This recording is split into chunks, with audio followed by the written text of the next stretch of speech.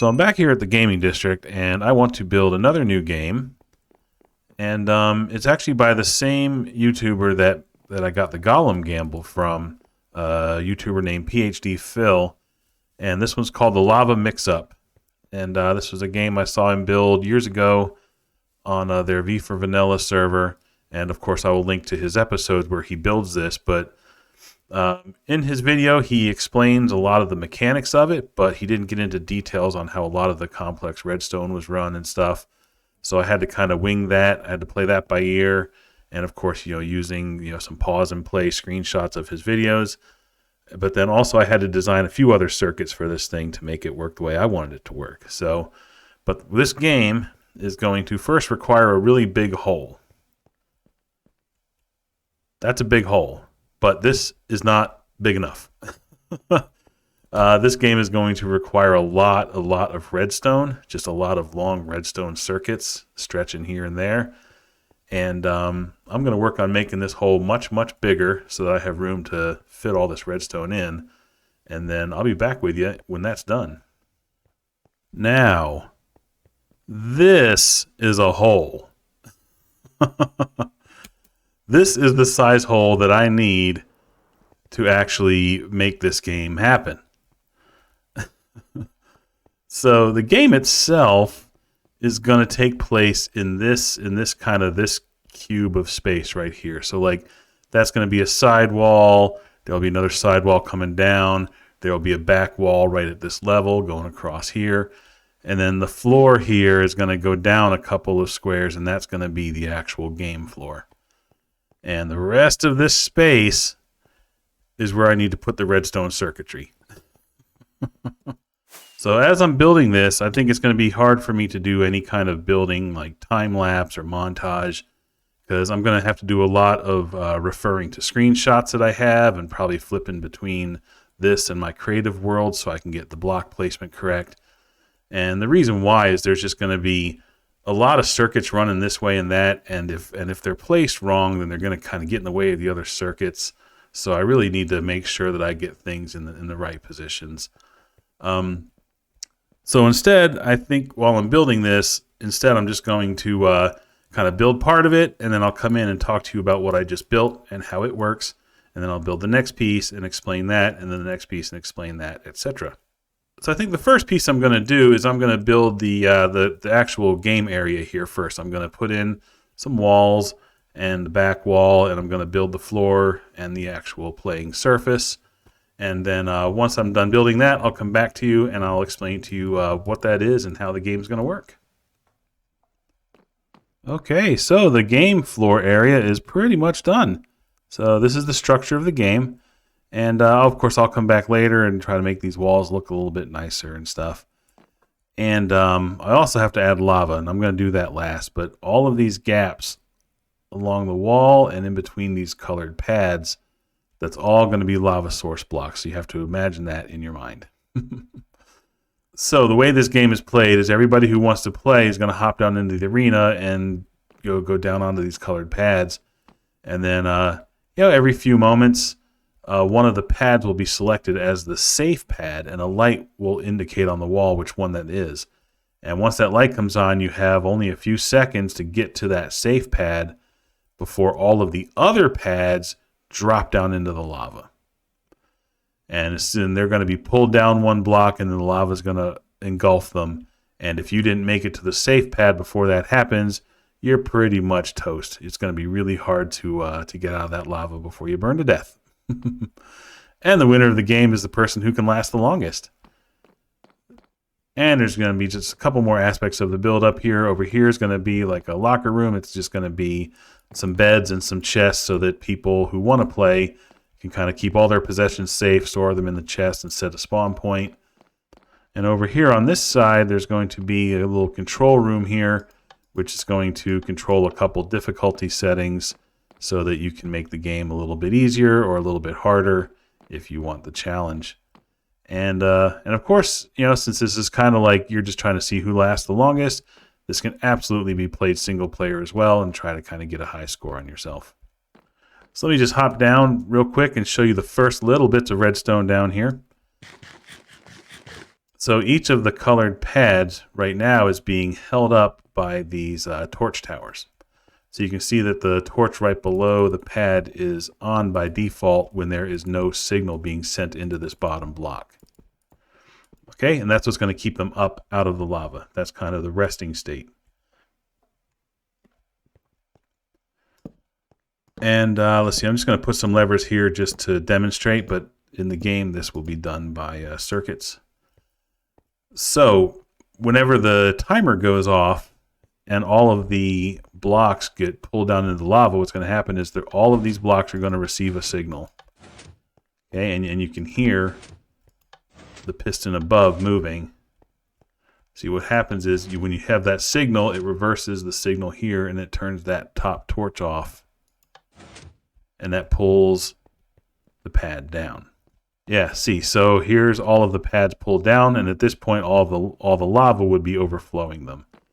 But whichever pad was selected as the randomly chosen pad that the light indicates is the safe one, that one pad will have its signal cut so that whenever all of the other ones receive power, the one that was chosen will not receive power, and that pad will remain fully up and extended like that. So if blue was chosen, then all the other ones will receive a signal and they'll get pulled down, and blue will not receive a signal and he will just stay up. Yep, and that's it. And then all of these signals are going to shut off, and which will raise all the other pads back up so that the remaining players can hop around and move around before the next one is chosen. So now I have to start working on the circuitry that's going to control all of this, and the first thing I'm probably going to do is build the randomizer. So I will go ahead and get that started now, and I'll be back with you when that's ready. Okay, one of the most important circuits in this game is this binary selector here. So the way we're going to choose which one of the lights gets lit up and which one of the pads is the safe pad is by randomly selecting a binary 3-digit number. So essentially these are the 3 digits. This is the 1's digit, this is the 2's digit, and this is the 4's digit. So depending on which ones of these are turned on, a certain color will be chosen. So with all of them turned off, the 0 is the one that's chosen. And you can see all the other ones are turned off. If you want to kind of see how this was built, I would suggest watching PhD Phil's first video. He goes through a detailed explanation of how he's building it and what it all means. But essentially, if they're all turned off, the 0 is going to be the one selected. And on this side, I'm going to have redstone that climbs up a tower and then snakes across to all of those lights to light them up. And the ones coming out this side are going to lead to a circuit to cut off the power to the column that I want the pad to stay up on. Okay, so if you make any combination of these, like say this one's turned on, so this would be a binary number of 2. So then you can see 0, 1, 2. So that means yellow is the one that's going to be selected, and so on. So if we do those two, that would be the binary number of 6, right? 4 plus 2 is 6. And if we count down, 0, 1, 2, 3, 4, 5, 6. So that would be green. So the green would be selected in that case. So let me just finish building this circuit real quick. Looks like Time Rider's trying to sell me some stuff from Moscow. So let me, so these were just here to demonstrate how that circuit worked.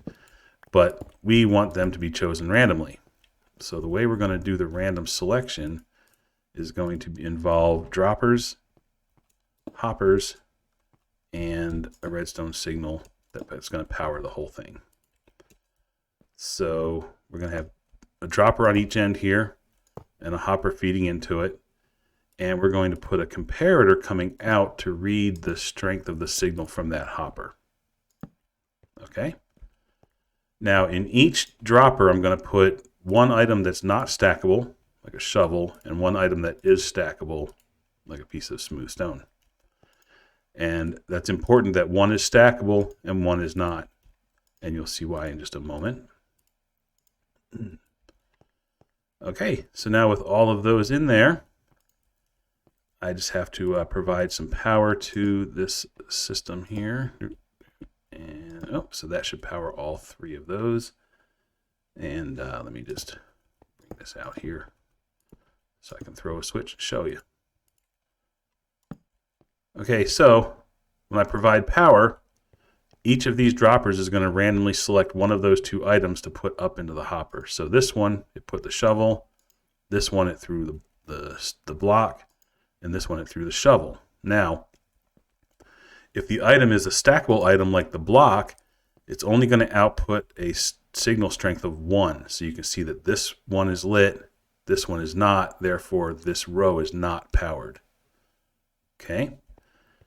And if it is a non-stackable item like the shovel, this actually outputs a signal strength of 2. So you can see this one is lit, which lights up the repeater, which powers that row.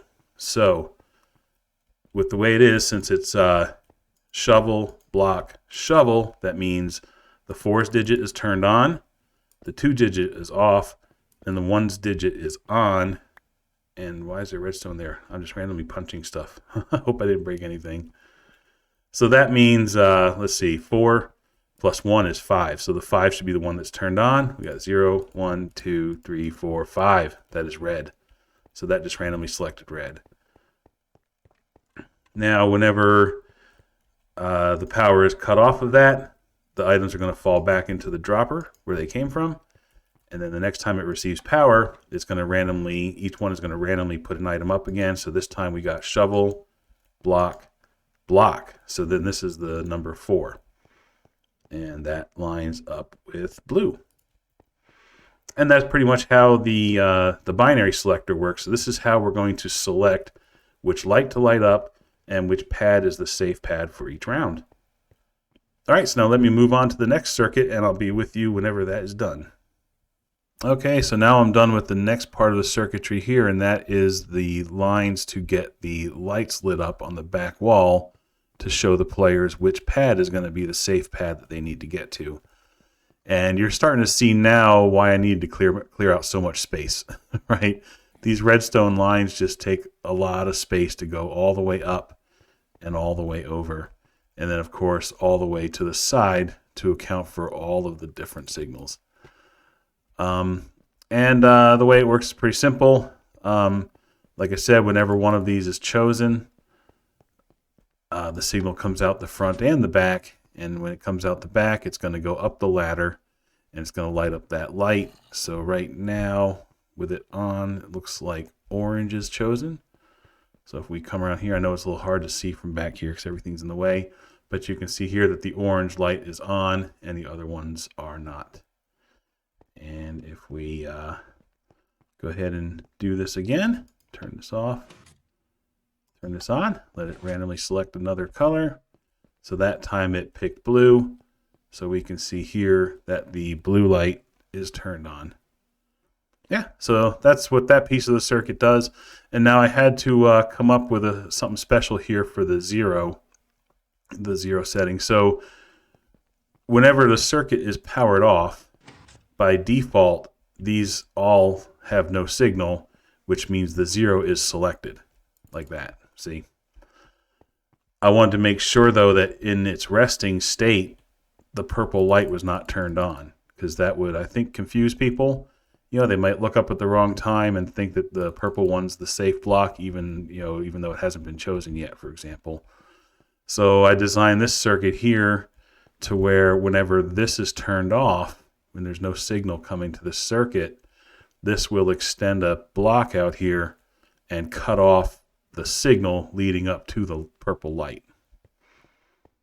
Okay, so then whenever I give power to this circuit, that will retract so that if the 0 is the one that's chosen, the signal can still get through. So that's the purpose of that. All right, so now let me work on the next piece of the circuitry and I will talk to you then. So the next circuit that I added is a difficulty setting, and this is something that I came up with. This was not something in the original video. normally whenever the light's chosen, it's just you have to be paying attention when the light comes on. You have to get to the pad to safety. So I wanted a difficulty setting here to make that aspect of the game slightly easier or harder. So to make it easier, I wanted to add a sound indicator. So if you're kind of like, laughing with your buds and you're not really paying attention, then right before the next pad is chosen, this bell is going to sound, and that's going to warn you that the light is getting ready to be chosen, so you can kind of get back to the game. And then if you kind of want it to be a little bit more difficult, where you're going to have to rely on everybody actually paying attention, you're going to be able to turn that bell off. So this is pretty simple. The circuit that is going to choose the color and light up the lamp, I just pulled a lead off of that and climbed it up and over to the bell. So then any time that this circuit turns on, the bell will chime, just like that. Now, the difficulty setting is to turn that circuit off. So similar to what I did over here, when I have the piston, it's going to move the block to cut off the signal. I have the same thing going on up here. So if I go up into the control room, that is going to be this switch right here. So let me show you. So right now that piston is retracted and the bell can sound. So now if I throw this switch, that will now extend that piston and it's going to cut off the signal. So when the signal goes up through that circuit, the bell will not sound. So let's just watch for that.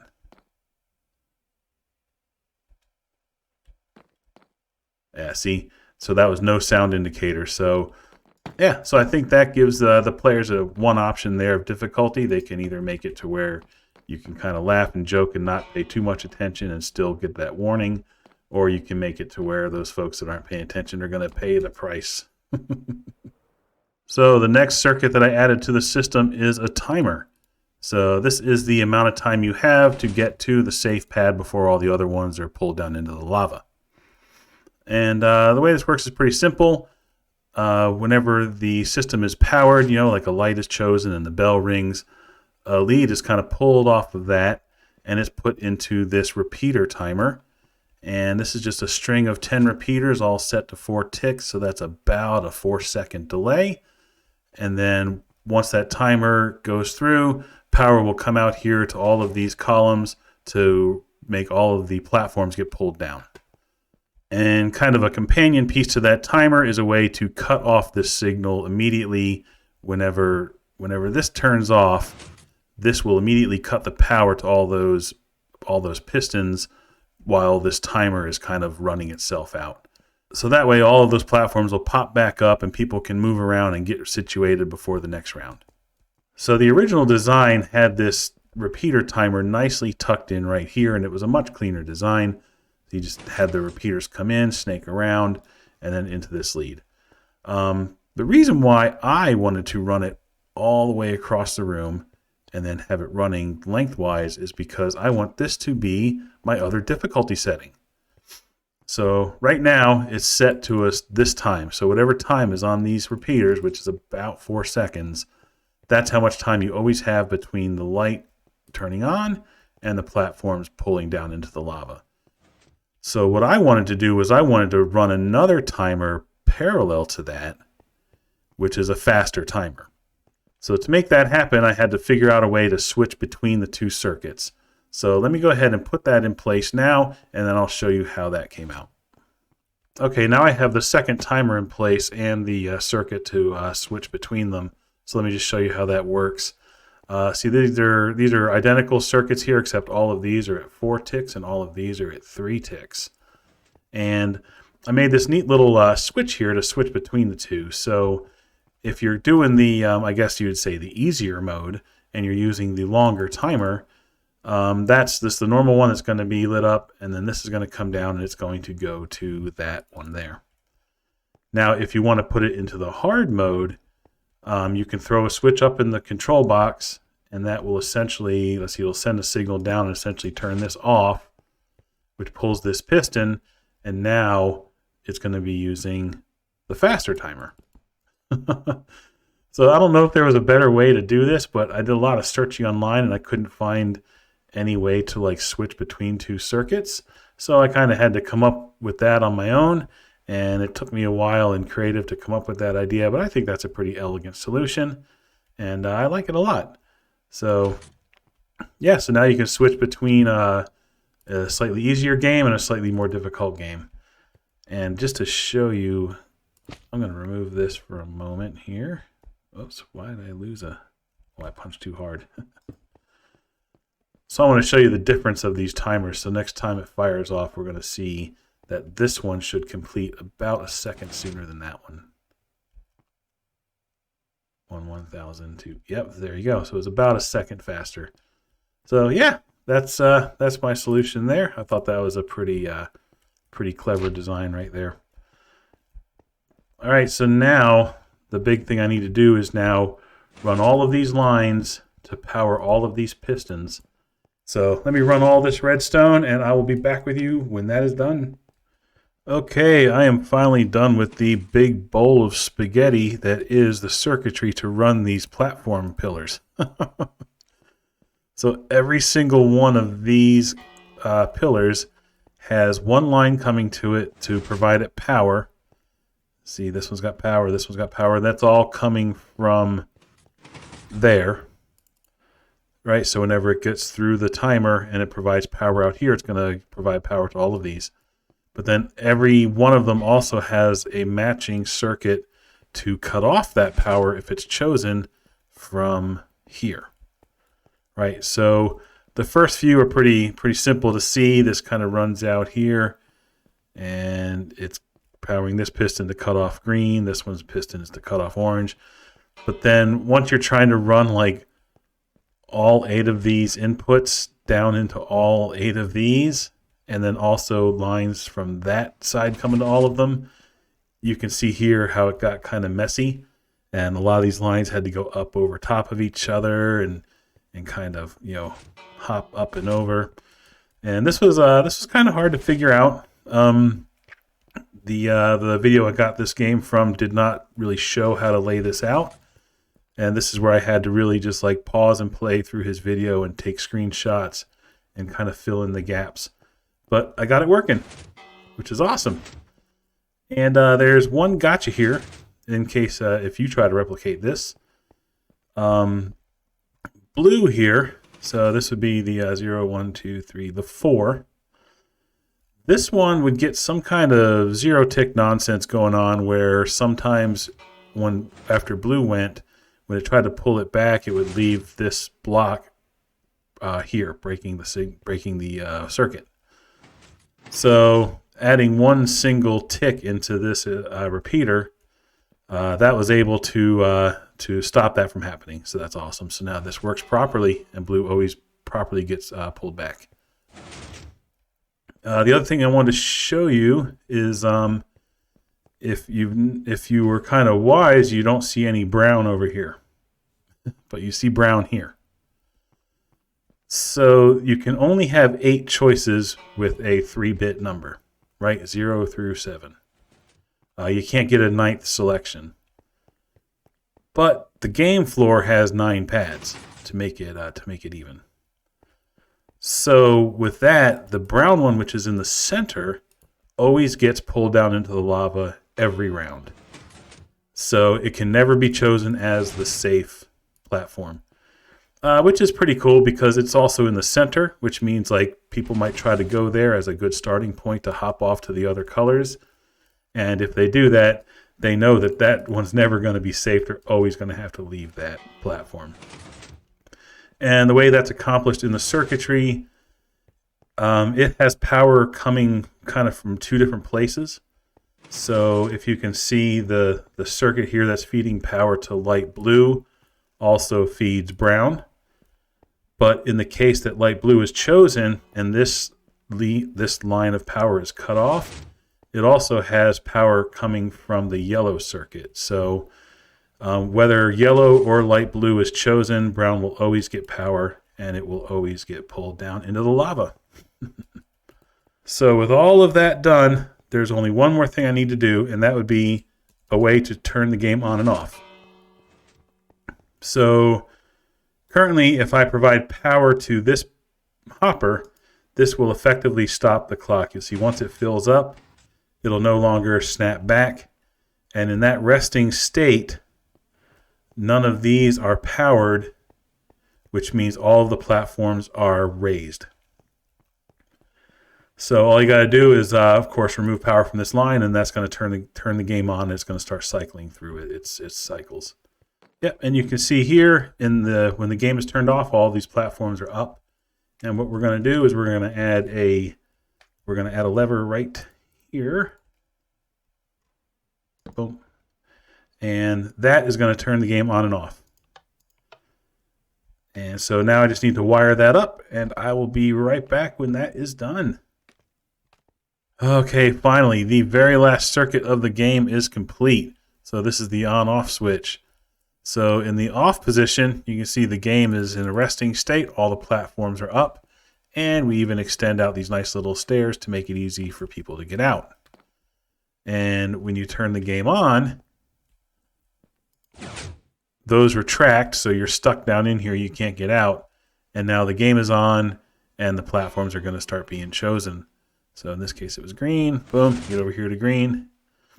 And then once the game is done, and say everybody else died, and I'm the last person remaining, I can hop over here, turn the game off, puts these steps back out, and the game is no longer running. So let me just show you real quick what that looks like down here. See, one last thing way out here, which is again why I needed so much more space. It's pretty simple. The switch is on the other side of the wall right there, and that just comes out. Got some redstone lines powering those 5 pistons on either side, and then that line just comes down and is run across with some repeaters to strengthen the signal all the way down till we get to this hopper. So when the switch is turned on, the game is turned off, and when the switch is turned off, the game is turned on. So that's it. The entire game is functionally complete. Woohoo! And I'm sorry, this was a bit of a slog for me to do, and hopefully it wasn't too bad for you to watch. I know this was a slightly different format here, but I knew that if I built all of this mess, I would just have no way to explain it, and you guys would all be completely lost. And yeah, we don't want that. So here we go. The game is done. The only thing that's left to do now is, of course, add the lava to make it a real game. And I'm going to decorate the place up a little bit, try to make it look nice in here. And I might even recruit a block breaker or two to help me out. And once that's done, I'm going to give you the grand reveal. Okay, stay tuned. Okay, I am back, and I think I am done with this build. So let me reveal what the front looks like. There it is. This is the entrance to the lava mix-up. All right, it's I wanted to go with like a Nether Fortress theme, and of course using the Nether brick. I don't absolutely love this entrance. It's just the monotony of this color, and there's really nothing that goes with it. But I tried to break it up a little bit with some interesting designs here and some different shape blocks. But I think it turned out okay. I don't love it, but I like it. And so the entrance comes in here. We got the sign announcing the name of the game, which, by the way, this glowing orange ink on this dark oak, man, that just pops. That looks awesome. So we got this nice little arched entranceway here. And that kind of leads you into these walkways. It's kind of like, I wanted to give a feel of like you're at a carnival or an amusement park, and this is kind of the lines to the queue to get in. And I wanted to add a little aspect of you're starting to get a feel for what the game is, right? The floor is going to be lava, and you're going to be surrounded by it. So I think this entranceway kind of gives that feel, which I like a lot. And when you come in, there's the game floor. There we go, in all of its glory. Yeah, so I found some of this pixel art online by some really creative folks, and I'll throw some links in my description to show where I got those from. But I really like the way they came out, and they fit perfectly on the size of these walls here. And in the back wall, we got some windows with some lava features, and we even got some mob heads to put up on the wall. And, funny story is I actually had to go build a Ghast farm to get that one head, which I'll probably show it to you sometime. It's a pretty simple one. But yeah, and then we've got the ceiling full of lava, so that just kind of, once you get in here, you feel like you're just kind of surrounded by it, and it just gives it that ominous feeling, which is pretty cool. The build kind of continues this way. This is just some decor here to kind of fill up some of this empty space. And we've got the control room over here. So this is where you can change your difficulty settings. And we got a maintenance access for me to get to the redstone. And here's the rules of the game. And you can pause the video and read those if you like. But the big one here is rule 1 is no punching. And rule 2 is seriously no punching. And I kind of explained myself that the slime blocks break way too easily. Like one single punch will pop those slime blocks. And then of course they're going to plop into the lava and burn up and break the game. So I just I really wanted to reinforce, like, don't punch while you're in the arena. Mainly because I don't want you to break the game. But also, this game isn't about punching each other. This game isn't about knocking each other into the lava. It's about trying to be more dexterous and beat the game. So we have a punching arena out in the lake. So anybody who wants to try to knock each other off a platform can go do it there. Over on this side, we've got a locker room. This is where you can people can store their things and set their spawn. And we even have a chest here with some extra slime blocks because someone's going to break rule number 1 eventually. But this is just a room. We got a bunch of double chests. People can dump their inventory into these chests. And we've got some bunk beds here. People can set their spawns. And there's even some extra storage back here if we need it. And interesting thing I learned about beds. I learned this the hard way. So I made these bunk beds, and I wanted to test that they worked.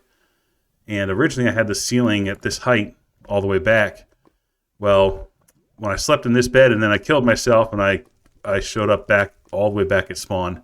And that's because there has to be, if there's not a block that you can stand on near the bed, either right next to it or I guess one block down like this one, then there has to be at least 2 blocks above it so you can spawn standing on the bed. And yeah, so I had to raise that little bit of that ceiling. So just a mental note, if you ever have a bed with a 1 block, be prepared to not have that work. So yeah, this is the build, and it's done, and it is ready to play. So I am going to try to wrangle up a couple block breakers and see who wants to test this out with me. Okay, well, due to time zones and schedules and availability, I was not able to wrangle up some folks to try it out right now. But I wanted to get this video out to you guys. So I think what I'm going to do instead is I'm going to try to do a little single player action here, because this game can totally be played solo, and see how many rounds I can go before the game gets me. So I think my first attempt, I'm going to keep all of my controls on the easy settings, and let's see what I can do. All right, we'll just start down here on blue, and here we go. Okay.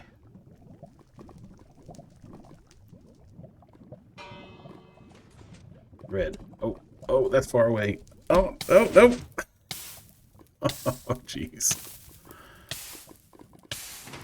Oh, that's gonna hurt. Oh, man. Oh.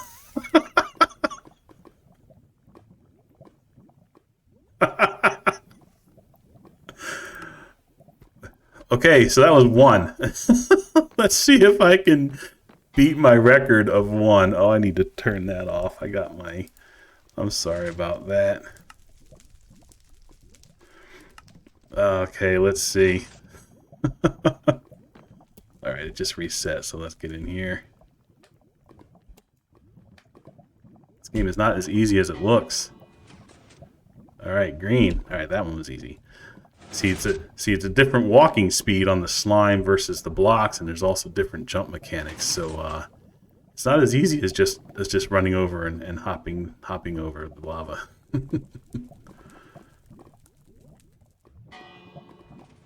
All right, light blue. That's over here. All right, that is 2. Okay, I just now beat my high score. Okay. See, I think I want to start in the middle. Give myself a better chance here.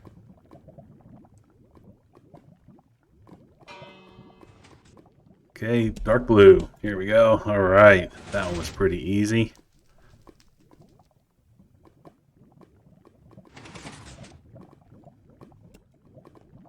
Okay. Let's see what's next. That's 3. Pink. Pink. Oh, the slime. All right, that's 4. Awesome. Doing pretty good.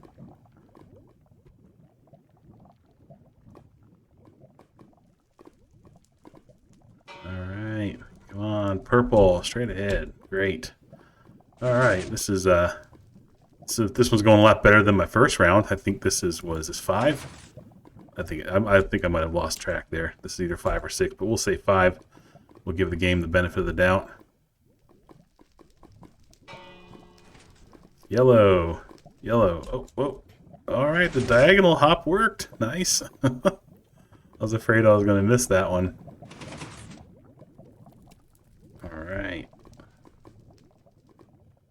Let's see. So we'll say that was 6. All right. Green over here. Oh. Okay, I might live through that. That was 7, I think. Oh, don't die. Don't die yet, please. Pink. All right, so this is number 8, I believe. All right, that's pretty good. All right, so now this is the easier settings. So I've got the sound warning, which, of course, with no one else to distract me, that's not making too much of a difference. But the slower speed is definitely helping me out here. I think that might be 8. I don't know. I'm losing track. And I love those mob heads. There's this mod called 3D textures or something like that. So the player skins and heads and stuff are in 3 dimensions. Oh, there we go. Oh, no! I thought it was yellow. Dang. Okay, great. I think that was somewhere around 9 or 7. I'm not even sure what that was. Oh, wow. Cool. All right. Again, let me just disable that. I apologize about that. All right. So yeah, that's how the game works. I'm gonna do 1 round on the fast speed and see what that's all about here.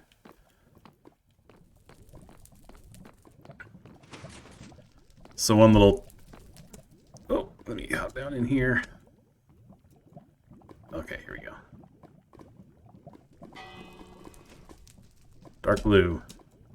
Whoa, that is way faster. Holy cow. Okay, so that's 1. All right.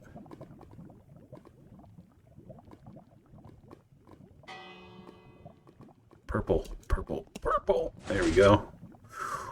Man, wow. That like 1 second faster, that makes a big difference. So that's 2.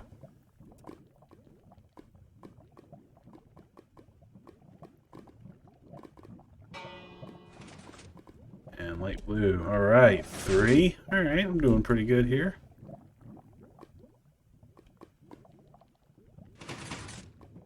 Get the middle pad here.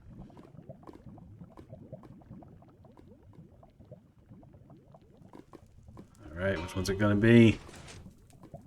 Orange, orange, orange. Oh, no. Oh, I didn't find it fast enough.